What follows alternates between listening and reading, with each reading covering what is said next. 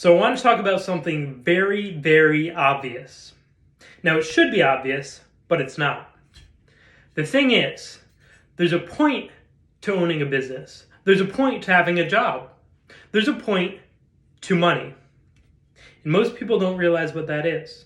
They know it instinctually, they know it initially, but as they go along their path and along their life and along their course of business, they completely lose sight of what that is. Now, the purpose of a business is actually to make money. And a lot of people will say, okay, yeah, that's obvious. But once you're in a business and you're really running it and you're an employee in it, whatever it may be, you completely lose sight of this.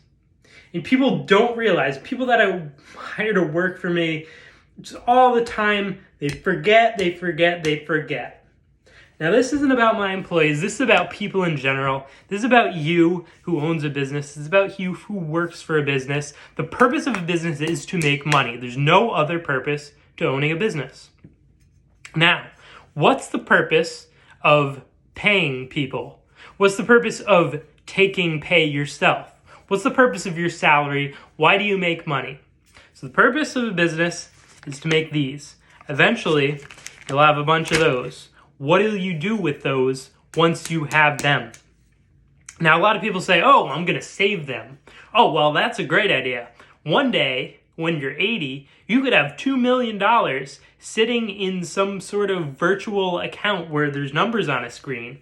Isn't that a good use of your time? You're slaving away for years, dozens of years in your prime, so that one day in your 80s, you could look at a screen and be like, wow, that is a high number.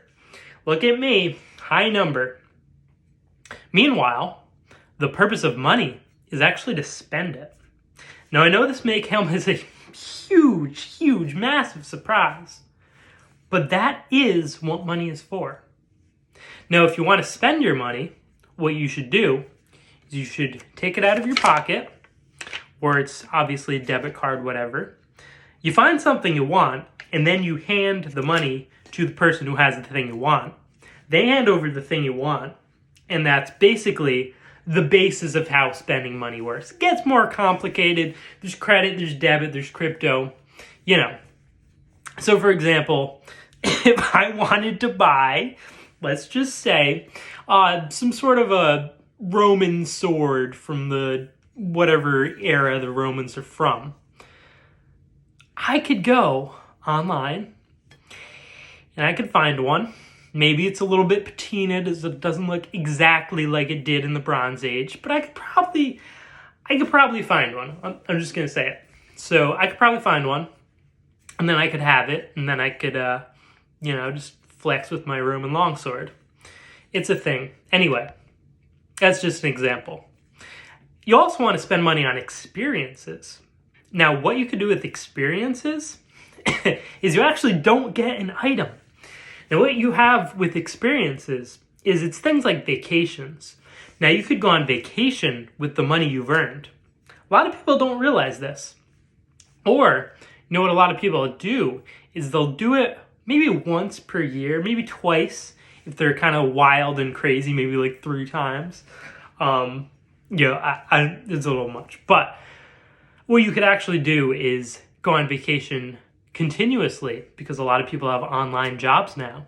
You could travel the world living in 5-star hotels because you don't need to save your money. You could spend 100% of that money on hotels, on experiences, on Neolithic dirks and Roman longswords, Many options as to what you could do with that money. Now, why don't you go and try and spend some of that? Actually, you probably don't have any because you didn't follow the first rule of business, which is you have to make money. So try and make some money and then try and spend some money. It's actually a lot of fun.